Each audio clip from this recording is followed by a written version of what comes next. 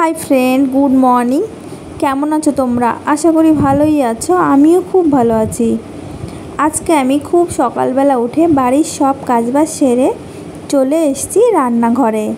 তোমাদের সামনে আমি একটা নতুন রেসিপি নিয়ে হাজির হয়েছি।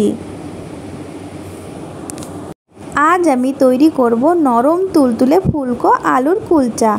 আমি এটা নিরামিষভাবেই তৈরি করেছি। স্কিপ না করে পুরো ভিডিওটা দেখার অনুরোধ রইল সবাইকে। তো বেশি কথা না বাড়িয়ে চলো তোমাদের সাথে এই ফুলকো নরম তুলতুলে কুলচার রেসিপিটা শেয়ার করে নিই।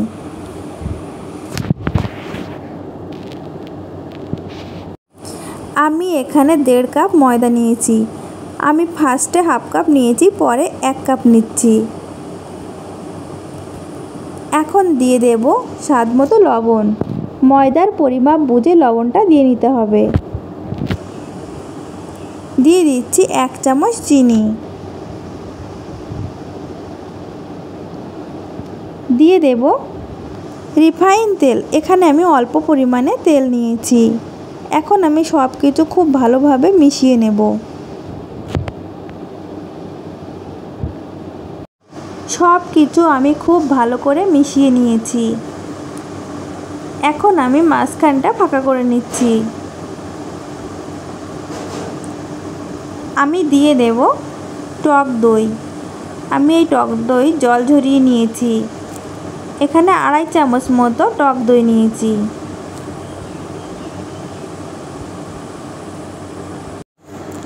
দিয়ে দেব চা চামচের 1 চামচ বেকিং পাউডার। আর দিয়ে দেব চা চামচের 3 ভাগের 1 ভাগ বেকিং সোডা, যাকে বলে খাবার সোডা। এখন আমি দইয়ের সাথে মিশিয়ে নিচ্ছি।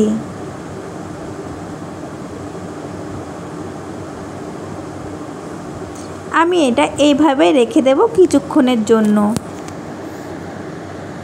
কিছুক্ষণ পর আমি ফিরে এসেছি। দেখো কতটা ফুলে গেছে দই। আর এখন আমি এই দইটা পুরো ময়দার সাথে মিশিয়ে নেব। আমি এখন হাত দিয়েই মিশিয়ে নেব।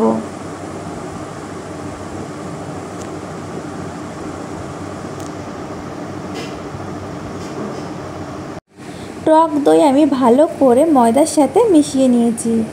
এখন আমি দিয়ে দিচ্ছি জল। আমি নর্মালি জল নিয়েছি। দিয়ে আমি ভালো করে মেখে নেব। একবারে জল দেব না, অল্প অল্প করে জল দিয়ে আমি একটা ডো তৈরি করে নেব। এখানে কিন্তু শক্ত ডো তৈরি করা যাবে না, একটু নরম চিটচিটে টাইপের ডো তৈরি করে নিতে হবে।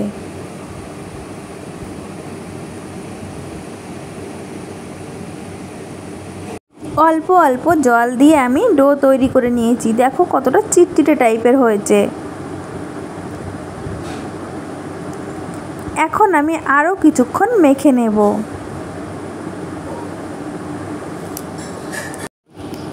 আমি প্রায় 10 মিনিট ধরে এটা মেখে নিয়েছি। দেখো কতটা সুন্দর হয়েছে। এখন আমি এটা রেস্টে রেখে দেব 20 মিনিটের জন্য।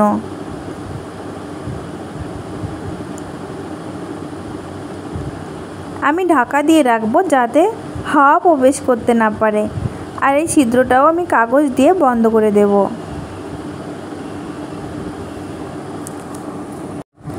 আমি এইদিকে কুলচার পুর তৈরি করে নেব। তার জন্য একটা বড় সাইজের আলু আমি ভালো করে সিদ্ধ করে ম্যাশ করে নিয়েছি হাত দিয়ে। নিয়েছি ধনিয়া পাতা, নিয়েছি শুকনো লঙ্কার গুঁড়ো সামান্য পরিমাণে নিয়েছি, কারণ এই লঙ্কাতে প্রচুর ঝাল।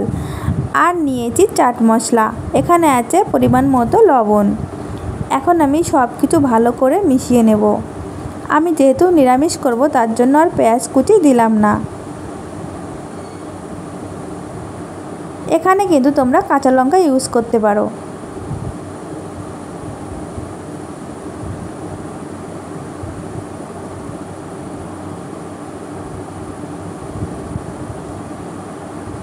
আমার এটা মাখা হয়ে গেছে। এখন আমি এক সাইডে রেখে দেব। 20 মিনিট পর আমি ফিরে এসেছি। দেখো ডোটা কিন্তু অনেকটাই ফুলে গেছে। এখন আমি আবারও কিছুক্ষণ মেখে নেব।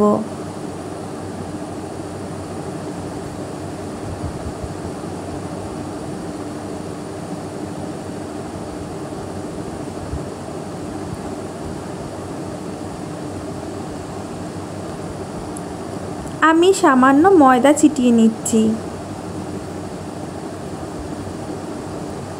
আর এই ডোয়ের থেকে আমি লেচি কেটে নেব।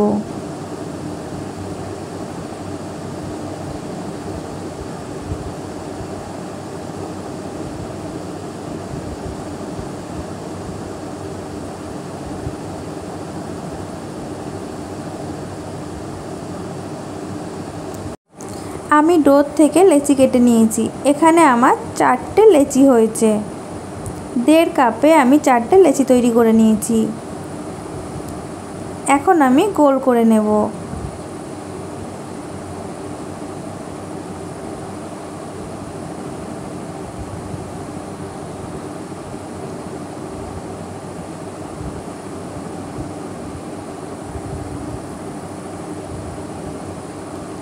আলু পরোটা যেমন তৈরি হয় ঠিক তেমনভাবেই কিন্তু এটা তৈরি করতে হবে। মাঝখানে একটু গর্ত করে তার মধ্যে দিয়ে দেব আলুর পুর। এই আলুর পুর কিন্তু খুব বেশি দেওয়া যাবে না, তারপর বেলার সময় কিন্তু বেরিয়ে যেতে পারে। তাই পরিমাণ মতো দিয়ে এটা তৈরি করতে হবে। এখন আমি মুখটা বন্ধ করে দিচ্ছি, দিয়ে আবারও গোল করে নেব।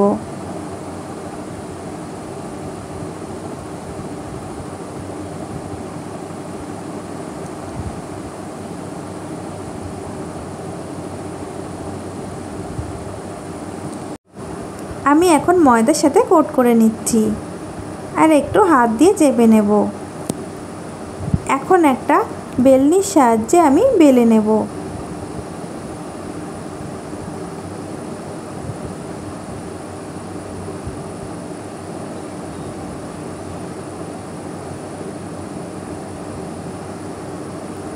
এটা কিন্তু আলতো হাতে বেলতে হবে, খুব জোরে বেলা যাবে না, তাহলে পুরটা বেরিয়ে যেতে পারে। আর দিচ্ছি কালো জিরে ওপর থেকে ছিটিয়ে। এখন আমি আবার বেলনির সাথে বেলে নিচ্ছি যাতে ময়দার সাথে ভালোভাবে লেগে যায়। আর দিয়ে দেব ধনিয়া পাতা, দিয়ে আমি আবারও একটু বেলে নিচ্ছি।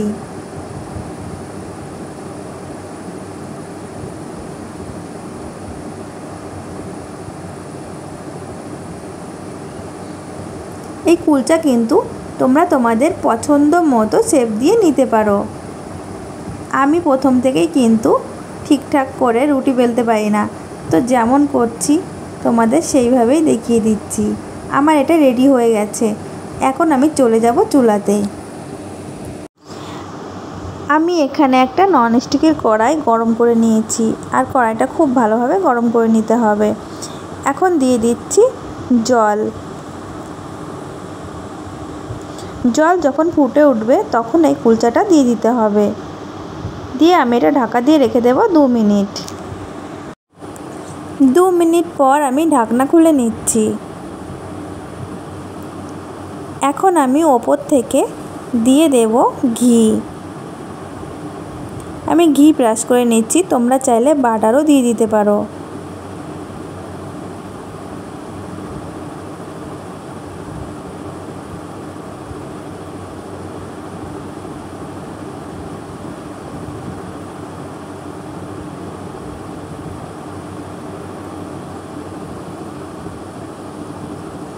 এখন আমি উল্টে দেব।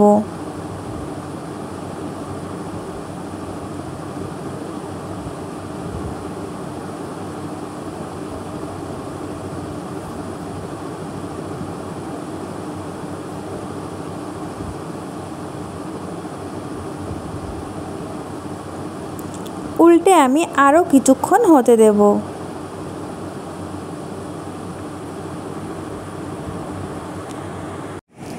এই সাইডেও আমি ঘি ব্রাশ করে নিচ্ছি।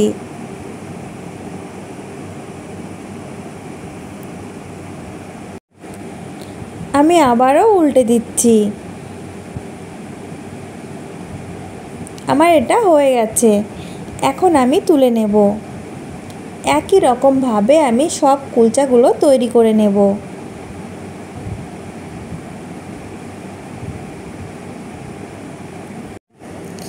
আমি সব কুলচাগুলো তৈরি করে নিয়েছি আর একটা প্লেটে নিয়েও নিয়েছি। তো বন্ধুরা, তোমাদের কাছে এই কুলচার রেসিপিটা কেমন লেগেছে?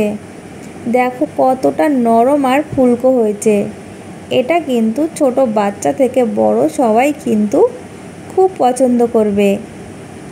আর বাচ্চাদের টিফিন থেকে শুরু করে বড়দের টিফিনেও কিন্তু নিশ্চিন্তে দিয়ে দিতে পারো। এটা খেলে কিন্তু অনেকক্ষণ পেট ভরে থাকবে। দেখো সব কুলচাগুলোই খুব সুন্দর নরম হয়েছে আর ফুলকো হয়েছে। আর ভেতরটাও দেখো কত সুন্দর হয়েছে। তোমাদের কাছে এই কুলচার রেসিপিটা যদি ভালো লেগে থাকে অবশ্যই লাইক, কমেন্ট এবং শেয়ার করে দিও। আর সাবস্ক্রাইব করতে কিন্তু একদমই ভুলো না।